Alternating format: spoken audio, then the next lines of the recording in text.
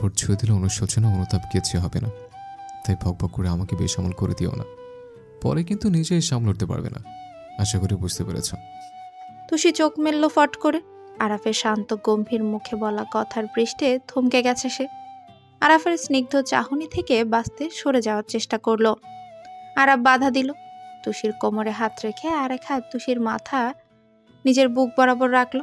কানের কাছে গিয়ে ফিচেল কণ্ঠে বলল, don't move, just feel this moment. Varsity চত্বরেই ইলু গম্ভীর মুখে বসে বই পড়ছে। বইয়ের এক একটা পৃষ্ঠা তার অতি মনোযোগ দিয়ে পড়া হয়েছে, তবুও ফের পড়ছে। পড়তে পড়তে ক্লান্ত হয়ে গেল ইলু। বই বন্ধ করে ব্যাগ থেকে পানির বোতল বের করলো। চোখে মুখে ঝাপটা দিয়ে এক ঢোক খেয়ে নিল। চশমা খুলে মুখ মুছল।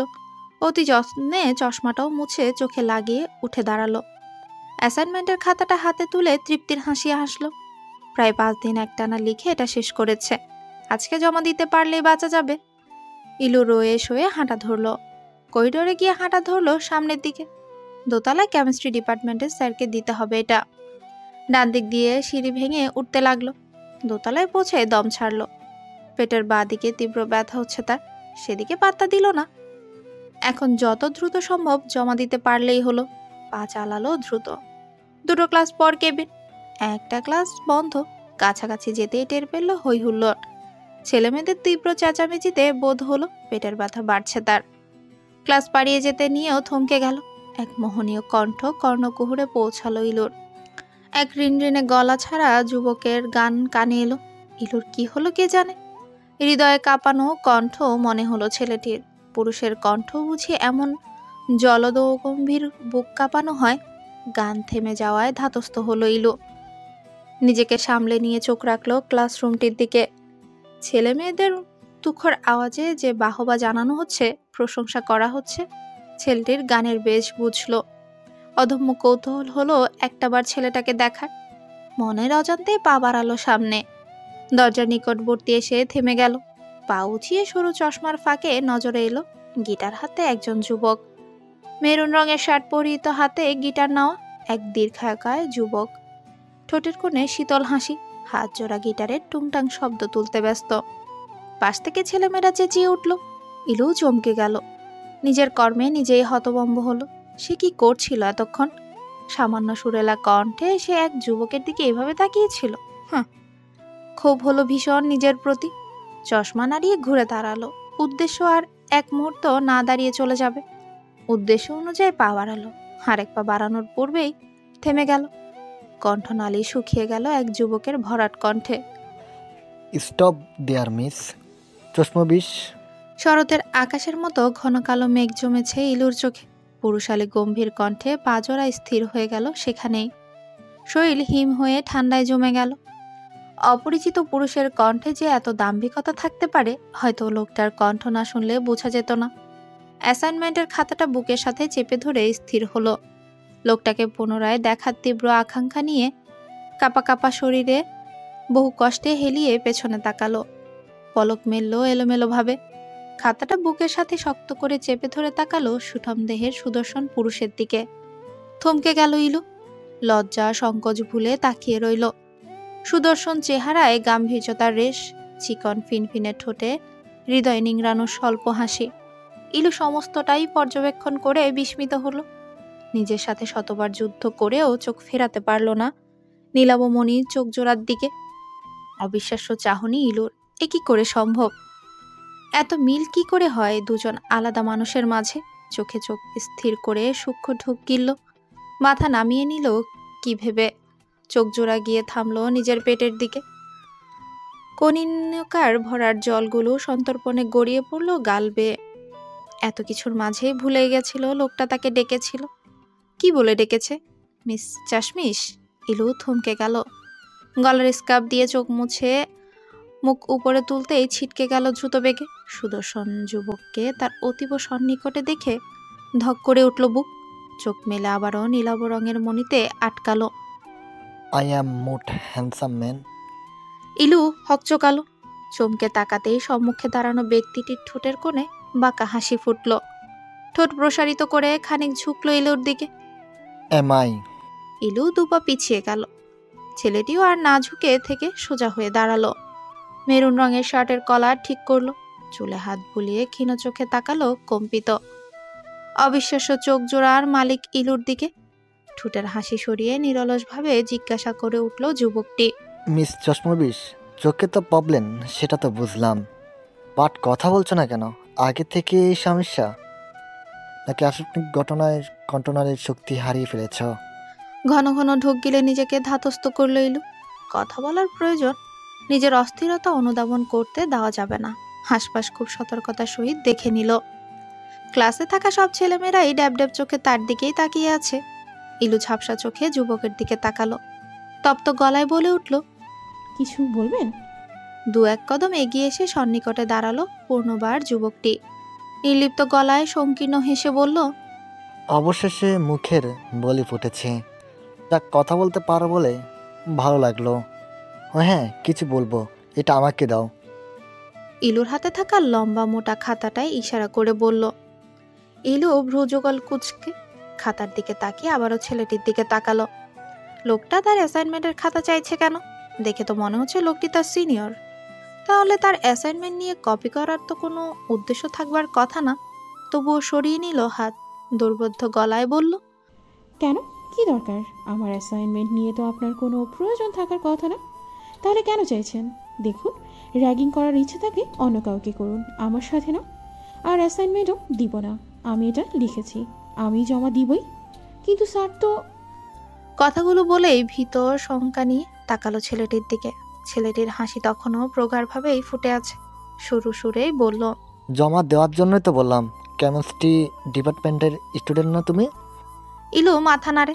যুবকটি স্বউক্তিতে হেসে বলল, ডিপার্টমেন্টের স্যার আসেনি, অ্যাসাইনমেন্ট জমা দেওয়ার দায়িত্ব আমার।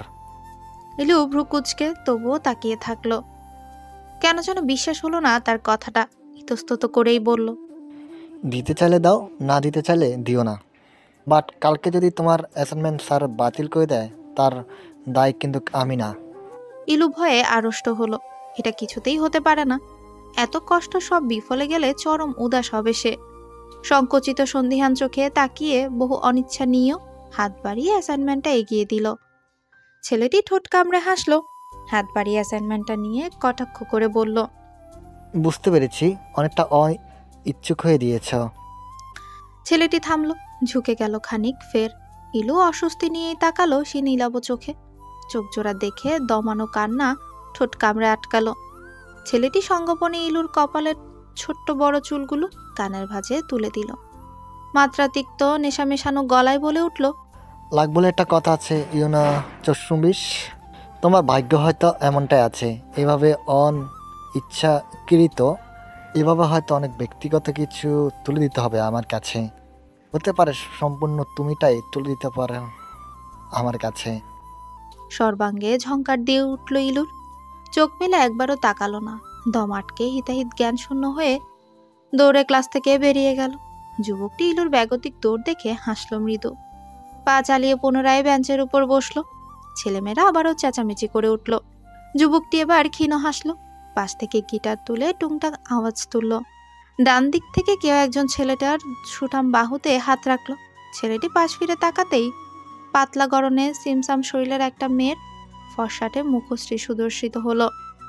মেয়েটি যুবকের দিকে তাকিয়ে কৌতূহল নিয়েই জিজ্ঞেস করলো। সম্পূর্ণ কথা শেষ করার আগেই স্পষ্ট হলো ছেলেটির ঠোঁটের কোণের হাসি। ডান দিকের বেঞ্চের উপর রাখা অ্যাসাইনমেন্টের খাতার উপর অতি সূক্ষ্ম চিকন লেখা ইয়াসমিন ইলু। নামটির দিকে অনিমেষ তাকালো। ম্লান গলায় বলে উঠল, ইফাজ। ইয়া সিদ। ঘড়ির কাঁটা টিকটিক করে চলছে। কুসুম রঙের চাঁদ টিমটিম আলো ছড়াচ্ছে। নাতিশীতোষ্ণ বাতাসে জানলার আধছেড়া ময়লা ফিনফিনে পর্দা উঠছে। নিস্তব্ধতায় ছোট্ট ভাঙাচোরা ঘর থেকে ভেসে আসছে এক অদ্ভুত গোঙানো শব্দ। নৈশব্দ রাতকে ভেঙে চুরে দিল সেই আওয়াজ। বাতাসের রন্ধ্রে রন্ধ্রে সেই আওয়াজ এক অদ্ভুত ভয়ানক আলোড়ন সৃষ্টি করছে। টিনের একটি জং ধরা দরজা সপাট করে খুলে গেল। তীব্র তেজ নিয়ে এক আলো পড়ল হাত পা বেঁধে রাখা লোকটার উপর। চোখ জোড়া যেন জ্বলে উঠল তার। আগন্তুকের আগমনে ভেতরে থাকা লোকগুলো সরে দাঁড়ালো। হৃদ দরজাটা কপট আওয়াজে বন্ধ করলো। ঝংকার তোলা শব্দে কান ঝাঁঝিয়ে ওঠে লোকটির। দুর্বল চোখে তাকিয়ে দেখল হৃদ। কাঠ গলায় অতি কষ্টে ঢোক গিলল। চোখজোড়া ভয়ে ধরফর করে কাঁপতে লাগলো। হৃদ নির্বিকার ভঙ্গিতে পদযুগল সামনে এগিয়ে নিল। বিনা সময় নষ্ট ব্যতীত পাশ থেকে একটা লম্বা চওড়া ছেলে এগিয়ে গেল। অস্থির চিত্তে হতাশ গলায় আওড়ালো, 1 সপ্তাহ ধরে খাতির যত্ন করছি ভাই, মুখ থেকে একটা লাইনও উচ্চারণ করতে পারিনি। যতবার প্রশ্ন করেছি ততবারই বিশ্রী কথা বলেছে। কত বড় জানোয়ার, ভাবি কি নিয়ে ওরা তা বলছে। আর ছেলেটির কথা আটকে গেল। বিধ্বস্ত অগ্নিরূপ দেখে হতবাক হয়ে গেল। হৃদের রগ ফুলে উঠেছে। দাঁতের নিষ্পেষ জানান দিচ্ছে ঝাঁজের তীব্রতা। হাতগুলো মুষ্টিবদ্ধ করে নিল হৃদ। রাগের প্রধাও উত্তপ্তান শিরায় শিরায় দ্রুত বেগে সারা শরীরে ছড়িয়ে গেল। দাউ দাউ করে আগুন জ্বলে উঠল মাথায়, যার প্রতিফলন ঘটল হৃদের চোখে। দ্রুত বেগে পা চালিয়ে আধমরা লোকটির হাতে পা চেপে ধরল। কটমট এক ভাঙনের শব্দ, সারা ঘরে দাঁড়ানো লোক, এমনকি দেয়ালের কোণে কোণে থাকা এক একটি ইট পাথরের কানেও যেন হুড়হুড় করে ঢুকে গেল। লোকটি শুকনো গলায় চেঁচিয়ে উঠল। আর্তনাদে থমকে গেল চারপাশ। সেই আর্তনাদে বৈশাচিক আনন্দ উপলব্ধি করতে পারল হৃদ। চোয়াল শক্ত করে বলে উঠল হৃদ, ইউ ব্লাডি বাস্টার, তোর শরীরের একটা মাংস আজ তোর শরীরে থাকবে না। তোর কলিজায় কত তেজ। তুই আমার দূরত্বমাকে তোর নোংরা হাত দিয়ে স্পর্শ করেছিস।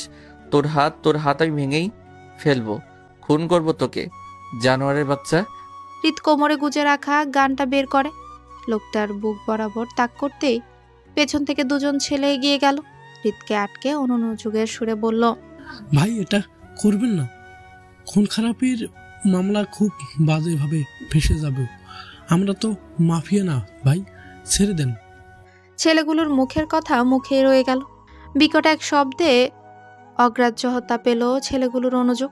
হৃদ শুট করে ফেলেছে সেই লোকটির হাতে। লোকটি ব্যথায় বিষিয়ে উঠল। লড়বড়াতে লাগলো ব্যথাতুর দেহ। উম্মাদের ন্যায় কাতরাতে লাগলো ফ্লোরে। মুখ থেকে শোনা গেল ফুপানো কান্নার আওয়াজ। হৃদ থেমে থাকলো না। হাতের ক্ষতস্থানে পা দিয়ে চেপে ধরল। পিষি দিল ফ্লোরের সাথে সেই নোংরা হাত। তার দূরত্বমাকে ছোঁয়ার অপরাধে ভস্ম করে দিল লোকটিকে। বেধরম মারল। রাগের অনলতা কমছে না তার। ক্লান্ত হয়ে যাওয়ার আগে তার ভয়ঙ্কর রূপের প্রগাঢ়তা কমল না, বরং তীব্র আকার ধারণ করল। আশেপাশের ছেলেগুলো এসবে ভয় পায় না, তবে তাদের ভয় লাগছে মরে না যায়। খুন করা আর বেঁধে রেখে মারার মধ্যে বেশ ফারাক। হৃদ ক্ষান্ত হলো। দ্রুত নিঃশ্বাস ছেড়ে লালাব চোখগুলো বন্ধ করল। রাগ কমাতে পারছে না কিছুতেই। লোকটি দুর্বল হয়ে জ্ঞান হারিয়েছে। হৃদ গান পকেটে রেখে হাত ছাড়ল। লোকটি দূষিত রক্তগুলোর ছিটে ফোটা তার গায়ে সেটে থাকা কালো রঙের শার্ট পানসে রঙের করে ফেলেছে। সামনে ভয়াত্ম মুখশ্রীতে দাঁড়ানো ছেলেটির দিকে তাকিয়ে গম্ভীর গলায় বলল, ফেলে দিয়ে আয় বাস্টারটাকে, এমন জায়গায় ফেলবি যাতে হিংস্র পশু ওর গা থেকে মাংস খুব লেখায়।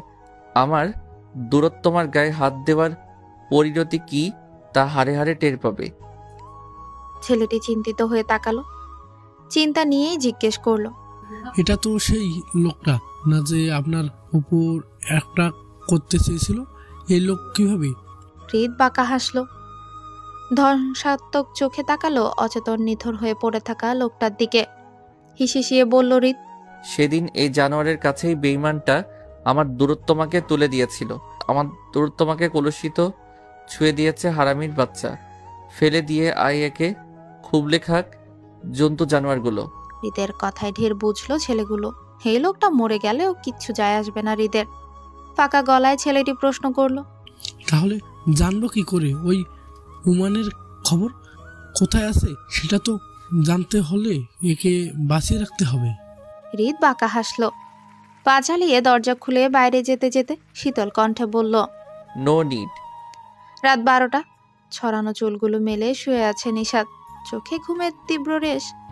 নিমিঝিমি চোখ জোড়া টেনে টুনে খুলে রেখেছে সে। সরু চাঁদের দিকে তাকিয়ে নিজের ঘুম কাটানোর চেষ্টা করলো।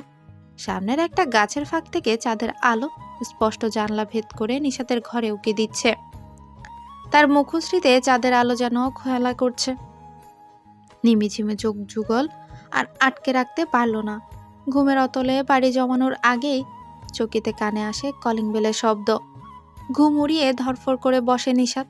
ঘড়িতে চোখ রাখতেই বুঝতে পারলো হৃদ এসেছে, কিন্তু হৃদ তো কখনোই ডোরবেল বাজায় না। লক খুলে নিজেই ঢুকে পড়ে। চোখের পাতা প্রশস্ত করে কান খাড়া করলো, হয়তো ভুল শুনেছে এই ভেবে। পুনরায় কলিং বেল বাজতে লাফ দিয়ে বেড থেকে নামলো নিশাত। এবার ভুল শুনেনি। গলায় ওড়না পেঁচিয়ে দৌড়ে ঘর থেকে বেরোলো। পায়তারাই ভুলেই গেল ঘরের লাইট জ্বালানোর কথা। দরজা খুলতেই অন্ধকারের মধ্যেই বুঝতে পারলো হৃদ এসেছে। নিশাত সেই অন্ধকারের মাঝে মিষ্টি হাসলো। হৃদ কোনো অভিব্যক্তি করলো না, অথচ এই আধারের মাঝে হৃদের নেশাক্ত চোখ ঠিকই দেখলো নিশাত। টলমলো পায়ে পাশ কাটালো নিশাতকে। ঘরে চলে যেতেই নিশাত দরজা বন্ধ করে ঘরে গেল। হৃদ ঘরে গিয়ে ধপ করে কাউচে বসে পড়ল। লাইট জ্বালালো না। নিশাত ঘরে গিয়ে চুপটি মেরে দাঁড়িয়ে থাকে। হৃদের ঈগল চক্ষু তার দিকেই নিবদ্ধ। হৃদ মাথা নিচু করে বসেছিল। হুট করে চোখ জোড়া স্থির করে নিশাতের পানে।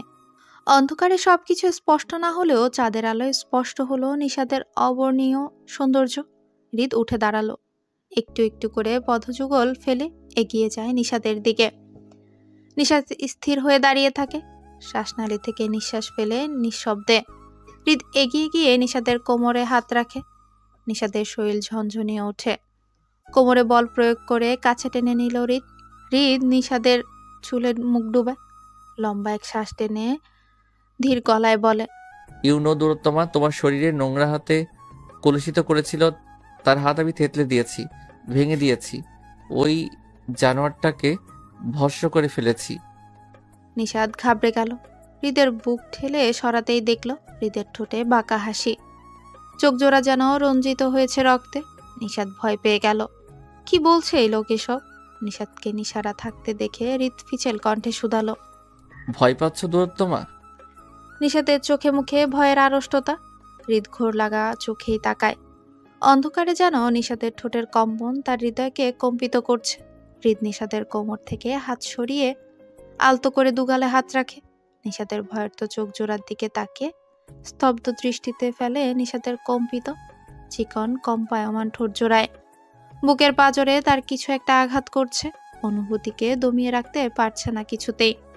চেষ্টাও করল না হৃদ।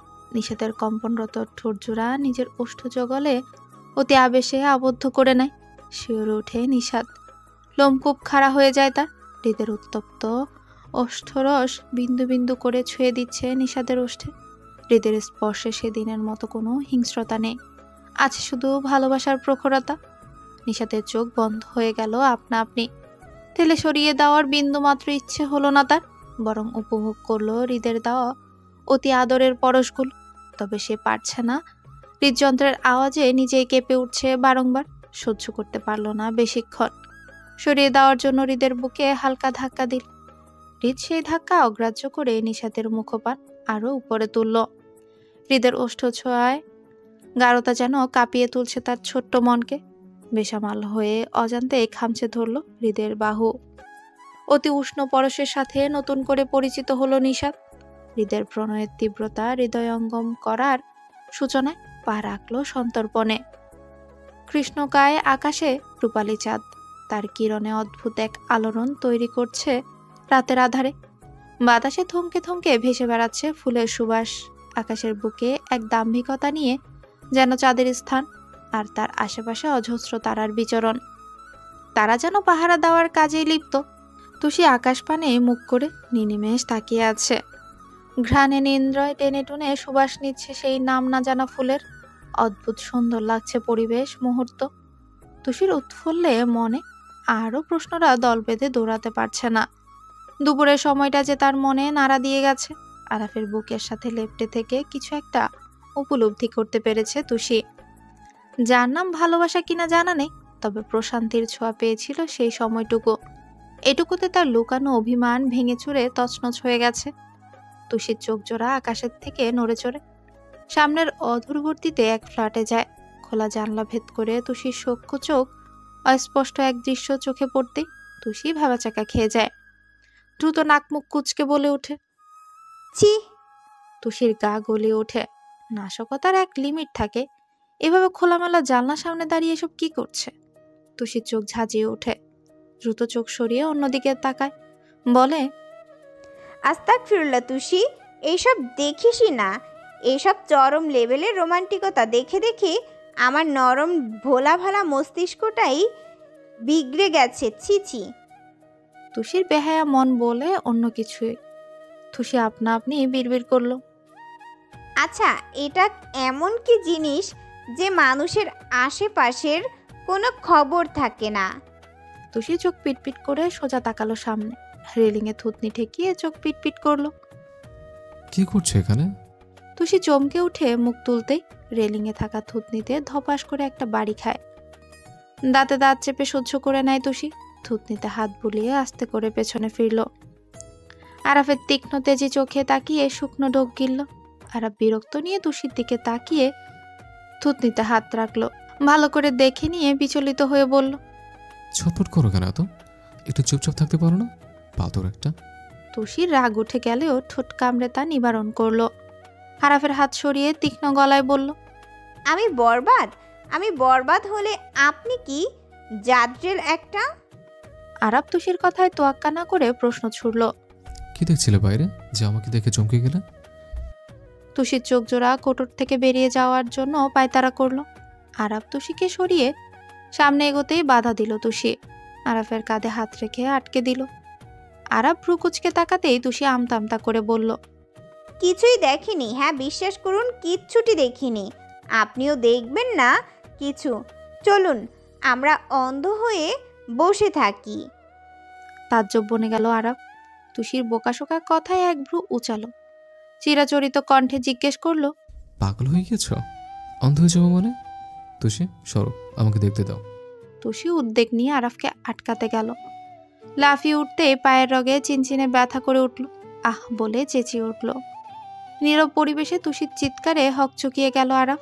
তুষির মুখে হাত চেপে ধীর স্থির গলায় শাসিয়ে উঠল, শাট আপ তুষি, চেঁচাচ্ছ কেন? লোকজন চলে কি ভাববে? তুষি ফ্যালফ্যাল করে তাকিয়ে মুখ থেকে হাত সরালো। অতি অবুঝ গলায় জিজ্ঞেস করলো, কি মনে করবে? তোমার মাথা। তুষি তর্জনী আঙ্গুল তুলল আরাফকে একটা কড়া কথা বলার জন্য। তার আগেই শূন্যে ভেসে গেল সে। আরাফের কোলে নিজেকে আবিষ্কার করলো সময়ের ব্যবধানে। তুষি পুনরায় চেঁচিয়ে উঠল, আবার কোলে নিলেন কেন? সারাদিন এসব করা ধান্দা থাকেন নাকি? নামান আমাকে। আরাফ আস্তে করে নামিয়ে দিল বিছানায়। তুষি গুটিসুটি মেরেই সরে গেল বিছানার অন্য পাশে। আরাফের বেড টেবিলের ড্রয়ার খুলে মুভি স্প্রে বের করলো। বিছানার এক পাশে বসেই হাতের ইশারায় তুষিকে বলল, কাছে এসো। তুষির অভ্যন্তরে হুড়মুড়ি এক গাঢ় নিঃশ্বাস বেরিয়ে আসে। আর একটু গুটিয়ে নিয়ে বলে, কেন? আদর করবো। সহ্য শক্তি আচানক শূন্যে মিলিয়ে গেল। বুকের ভেতর ঢিপ ঢিপ হচ্ছে তার। ছোট্ট এক শ্বাস ছেড়ে নাকচ করে বলল, লাগবে না আমার, এভাবেই ঠিক আছি। But I want. বলিষ্ঠ হাতে আরাফ টান দিয়ে তুষিকে নিজের কোলের উপর বসায়। তুষি পায়ে হালকা ব্যথা পেলেও তা প্রকাশ করতে পারল না। আরাফের বাহুবন্ধনে আবদ্ধ হয়ে তুষি পূর্ণায় বাকরুদ্ধ হয়ে গেল। আরাফের উষ্ণ তপ্ত নিঃশ্বাসের আলিঙ্গনে থমকে গেল। আরাফ অনিমেষ তাকালো তুষির দিকে। এক হাতে সম্পূর্ণ ভার নিল তুষির, অন্য হাতে তুষির পায়ে স্প্রে করে দিল। তুষি চমকে নিজের পায়ের দিকে তাকালো। আরাফ স্প্রে রেখে তুষির পায়ে হাত দিতে গেলেই তুষি নাকচ করে বলে, এই খবরদার পায়ে হাত দিবেন না। আমার পায়ে সুরসুরি আছে, না হলে না করতাম না। মুখ বন্ধ। আরাফ তুষিকে ধমকে পায়ের গোড়ালিতে আস্তে করে মালিশ করতে থাকে। মিনিট বাদেই তুষি নিয়ন্ত্রণহীন হলো। বিলম্ব না করে দম ফাটিয়ে হেসে ওঠে। আরাফ তুষিকে হাসতে দেখে আকাশ থেকে বলল, যেন এই মেয়ের কি মাথা খারাপ হয়ে গেল? পাগল হয়ে গেছে নাকি?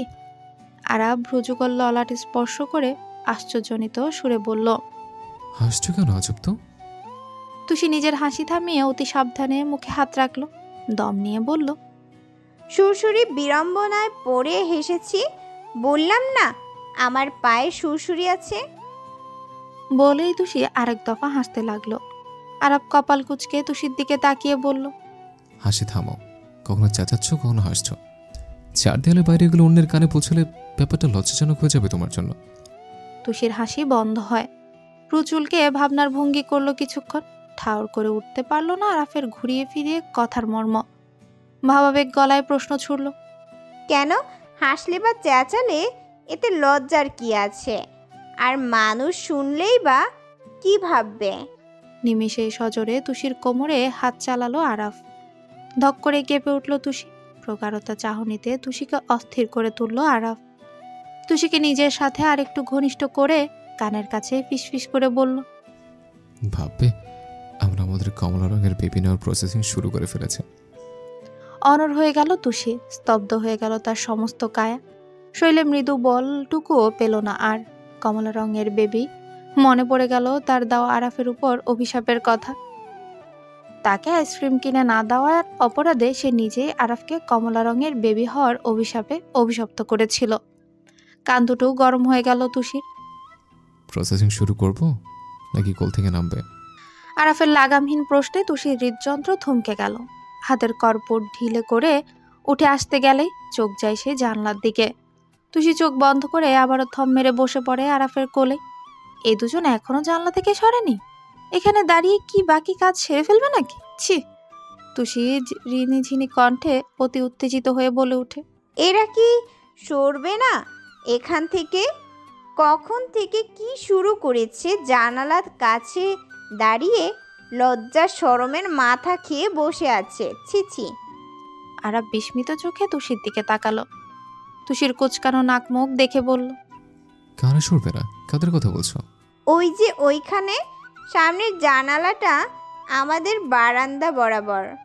সম্পূর্ণ কথা শেষ করার আগেই তুষি মুখে হাত চাপলো। কি সর্বনাশী কাণ্ড! সে উত্তেজনার বশে কি সব বলে দিল এগুলো। আরাফ তুষিকে সরিয়ে সামনে তাকাতে নিলেই তুষি আরাফের কোল থেকে নেমে সামনে এসে দুহাঁটু ভেঙে বসে পড়ল। আরাফ ভ্রু কুচকে বলল, দেখতে দাও, আশ্চর্য! না দেখলে বুঝবে কিভাবে কিসের কথা বলছো? না না, দেখা লাগবে না। আপনি আমাকে ভালো করে দেখুন তো, আমি অনেক সুন্দর না? এত সুন্দর বউ থাকতে আপনার অন্য কিছু দেখায় তো মনোযোগী হওয়ার কথা না। আমাকে দেখুন ভালো করে। লুক অ্যাট মাই টানটানা আইস। আরাফ ঠোঁট কামড়ে হাসি আটকালো। বলল, পরে আগে আমাকে দেখতে দাও, ওখানে কি হয়েছে? তুষি নাছরবান্ধা হয়ে গেল, নড়ল না। ধিমিয়ে উঠে বলল, আবার বলে ওখানে কি হয়েছে দেখবে? বললাম তো, আমার দিকে অ্যাটেনশন দিন। আরাফ আর হাসি আটকালো না। ঠোঁট বেঁকিয়ে হেসে তুষিকে নিজের কোলের উপর বসালো। তুষি অবাক হয়ে তাকাতে সামনের দিকে ইশারা করে বলল, চলে গিয়েছে। তুষি সেদিকে তাকিয়ে দেখলো ওই দুজন যুবক যুবতী আর নেই। জানলার পর্দাগুলোও টানানো। তুষি চোখ বড় করে ফেললো। তার মানে আরাফ আগেই দেখেছে। বিস্মিত চোখে আরাফের দিকে তাকাতে আরাফ তুষির ঘাড়ের চুলগুলো সরিয়ে মুখ ডুবালো। রুক্ষ ঠোঁটজোড়া গভীরভাবে ছুঁয়ে দিল তুষির ঘাড়ে। তুষি নিজের পেটের দিকে টি শার্ট খামচে ধরে চোখ বন্ধ করলো। আরাফের পৃষ্ঠদেশ খামচে ধরে বলল, কি করছেন? অ্যাটেনশন চাইলে না, সেটাই দিচ্ছে। আরাফের জড়ানো কণ্ঠ। মাথাল করা এক অনুভূতিতে তুষির হৃদগহ্বর কেঁপে উঠল। সরিয়ে দিতে উদ্যত হলেই আরাফ তুষিকে কোলে নিয়েই সেভাবে বিছানায় আতশোয়া হয়ে গেল। তুষি নড়তেই আরাফ তুষির হাতের আঙ্গুলের ভাঁজে নিজের হাতের আঙ্গুল জড়িয়ে নিল। নেশাক্ত কণ্ঠে বারণ করে বলল, হুম, নড়বে না, নাহলে কিন্তু আমার 1 মিনিটও দেরি লাগবে না নিজের সমস্ত বাঁধ ভাঙতে। কিন্তু আমি চাইছি না এখন, তাই ঘুমাও আর আমাকে ঘুমাতে দাও। পরিবেশ থমথমে, নীরবতা বিরাজমান। মাথার উপরে থাকা ফ্যানের অনবরত শো শো আওয়াজে নীরবতা যেন আরো ভয়ঙ্কর রূপ ধারণ করলো। তিক্ত অনুভব করলো ইলু। ভার্সিটি 4 তলায় লাইব্রেরি রুমেই কাট কাট স্তব্ধতা। বইয়ের পাতায় কয়েক জোড়া চোখ কৌতূহলী হয়ে তাকিয়ে আছে। ইলু কেমিস্ট্রি সাবজেক্ট নিয়ে ব্যাপক প্যারাশানিতে আছে। তার কাছে মনে হয় যত জঞ্জাটের সাবজেক্ট এই কেমিস্ট্রি। এত এক্সপেকটেশন কেন এতে? ইলু বই বন্ধ করলো। চেয়ারে পিঠ ঠেকিয়ে আটকানো দম ছাড়লো। টিস্যু দিয়ে মুখটা মুছে নেয়। গরমের ভ্যাপসা আভায় চশমাটা ঝাপসা হয়ে গেছে।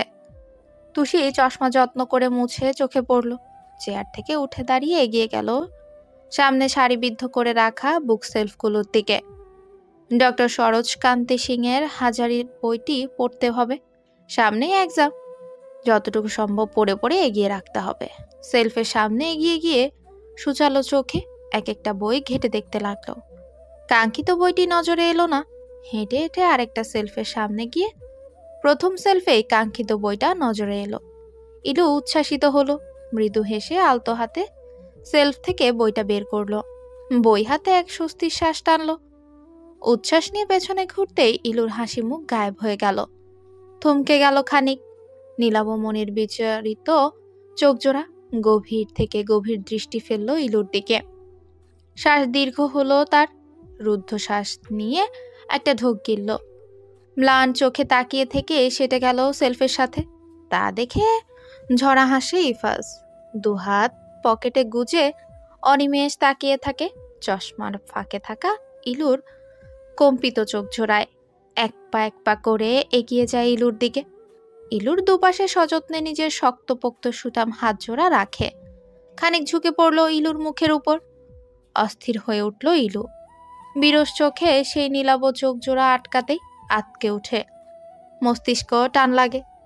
মস্তিষ্কে থাকা এক একটি নিউরন যেন কিছু মেলানোর চেষ্টায় ব্যস্ত। সেই চোখের রঙও কি নীল রঙের ছিল। স্থির হতে থাকে ইলুর শরীর। অবশ হয়ে পড়ে সেখানে।